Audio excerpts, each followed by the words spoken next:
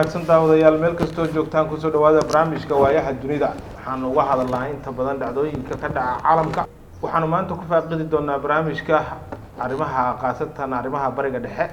ama arrimaha dawladaha carabta oo inta badan daba socon jiray dawladaha reer galbeedka ugu horeeya dalka Mareykanka waxay la falanqeyn doonaa barnaamijka Cabdiraxmaan Cali Cadaani oo uga barateen inta badan falanqeynta arrimaha caalamka kusoo dhawow Cabdiraxmaan barnaamijka waayaha dunida bal ka waran dawladaha carabta bariyahan waxaa la arkayay in reer galbeedka si uga hareen maxaad u maraynaysaa arrintaas daba socodkii reer galbeedka ay daba socdeenna inay maanta dhinac weyn ooga leexdeen aad moodaa sababtoo ah dantooda ayay garteen waxaan ognahay Sacuudi Carabiya iyo Imaaraadka sanadkii in ay 20 bilyan oo dollar ku qarash gareyn hub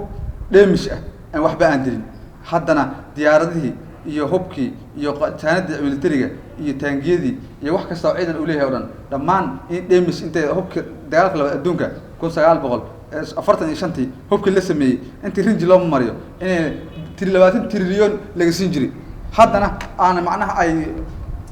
urur yar ama macaayad koox yar ma isku abaabushay ay waxba ay ka qaban karin waxa isleeyahay waxay ogaadeen caqabadooyin meel ka jiraan ay ogaadeen maxaa keenay in xilligan ay arrintaas ku baraarugaan oo hore ugu baraarugi waayeen axmedow waxaa keenay galbeedkii oo indhafalka gelis wadaan oo hataa waaga hore biyo iskaga dir jirin reer galbeedka waxa lagu yaqaan labuujileel waa macnaha la joojiyana banaan la jiifeena banaan waxay ku soo gabadaan xuquuqul insaan macnaha xuquuqul insaanka ayaga wadamada maalinta dad wax suuqan nin macnaha kristaana aqoon qaadana qof dad bullaayna eberka sina ninka maskaxda looga jiri nin islaam ayaa khalad yar gala argaxiso way arrintaas waxay keentay in adduunka iyo dadka muslimiinta ay indhaha u furmaan waxa kale oo jiray in dawladaha carbeed aad ogtahay nin kaliya wariyihii weynay Jamal Khashoggi in lagu Sacuudi Carabiya ay dishay si kasta u disho in Mareykanka rabitaan Jamal Khashoggi uu rabo mu yeelayn laakiin ku xumeen iyo macnaha iyo jaaifeen oo la rabay dawladaha carbeed iyo qaasatan dawladda Sacuudiga ku yaala beedkii barakaysan ku yaali in uu jaaifeeyo iyo mas'uuliyiintii oo weliba Mareykanka ku xirnay aan ognahay lacagta Sacuudiga aan wax ay lagu iibsanay lacagta dollarka wax lagu iibsado ayuu inuu ku bareereen wali xisbigan Donald Trump baagan ninkaleedo John Biden xisbigiisa ay ku bareereen in ay jaaifeeyaan oo 4 saac jaaife iyo caylada taagnaadeen ayagoo rabitaan ay rabaan yaalka suuqa aysan ahayn laakiin ay ku xumeynayaan waxaan ognahay hadda bili hal soo dhaafay in gabar lagu dilay wadankan Suubaashan Falastiin daanta galbeed lagu dilay 20 sano gabadha wariyaha ahayd Al Jazeera u shaqeynaysa maxay gabadh magacaado gabadh Al Jazeera asal u shaqeynaysa ahayd kul masiixiyad waxa islaam waxa aqal asal lahayd gabadha wax kale maartay gabadhaas markii la baaray risaas Mareykan lagu soo sameeyay in noqotay oo maxkamad la geeyay oo markii la baaray ay Israa'iil tire askarteena macnaha waxbadaas ka soo way rideeno laakiin gabadha ma ay wadin gabadhaas markaan ka soo noqono madaxweynaha hadda jooga Mareykanka Joe Biden madaxweynihii hore Donald Trump hogaamiyaasha carabta wuxuu yiri waa sacaana badan oo xilliga aad rabtid aad maali kartid way isku fiicnaayeen wayna daba socdeen markii Joe Biden imaaday maxaa keenay inay wada kala maraan waa runta carabo maalin bay leedahay Maxamed bin Salman wuxuu doonta kaga go'nay ilaahu reer galbeedka hal maalin Janis ma ku Janiskuna uu ku helay waxay ahayd in Ruushka Ukraine weeraray Ruushkana waxaan ognahay 40% wax la cuno iyo shidaalka adduunka 40% wadanka Ruushka ayaa macnaha ayaa adduunka laga qaata Ruushka shidaalka waa jaray wixii la cunay kale waa jaray yalla baahdi Sacuudi Carabiya la yiri war Sacuudiyayna soo gaar adaa marka hore wax isku fiicnay wuxuu yiri ana shalay liicinay afaraas liicinay maanta ma aan liibahana John Biden waa la ugu diiday shal kor qaaday Allah Maxamed bin Salman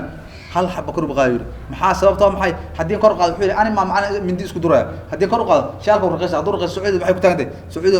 wax kale beero kuma taagno wax kale kuma taagno soo wax kale ma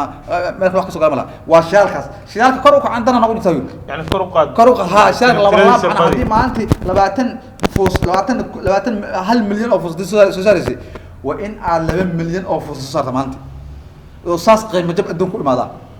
أرنتنا أرن مرة السودان روسك يمدحون بوتين قبل الله الأمر مرة وتجد كبر دقيقة شينها وكان لسه سوي عربي ورشد نقلر كل ساعة وتمرت حق كورتالو استعمال كل ساعة إمارات الشيء أكله marka nimankan waxay fahmeen hay'adaamada reer galbeedka waxaan ognahay wadanka bariga dhexe markii la yiraahdo Israa'iil ciidamada cirka Israa'iil cidkooda wax ku haysto ma jiro waa gartay maadaama carabta ay saas ahayd oo hub dheemisha laga gadaayay hadda xagee hub doontay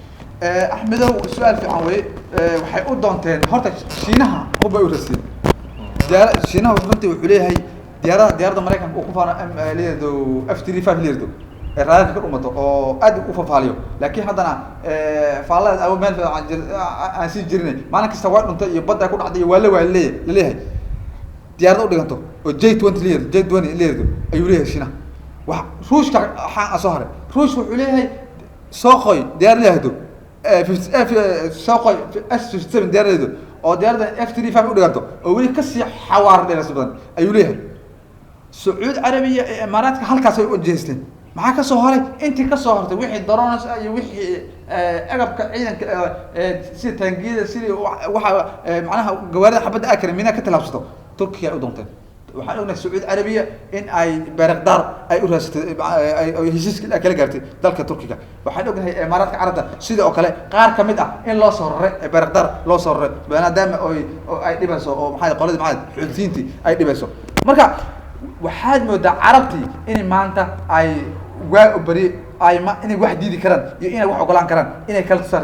reer galbeedka runtii arintaas fajac ay ku noqotay wayaabin ilaa hadda war dadkii inta aan daba socodin daba socdeen inay lagu aan ma maanta annaga nagu keenay arintaas waxay ku noqotay yaab iyo fajac iyo lama filan way ku noqotay iyo dadkan dad macna soo jeedo laakiin marka hore isribinay aqla inay yihiin tahay daawadayaal intaas ayaan kusoo gabagabaynaynaa barnaamijkii gaarka ahaa ee aan uga hadlaynay xiriirka carabta iyo waliba wadamada reer galbeedka oo Mareykanka ugu horeeyo oo inta badan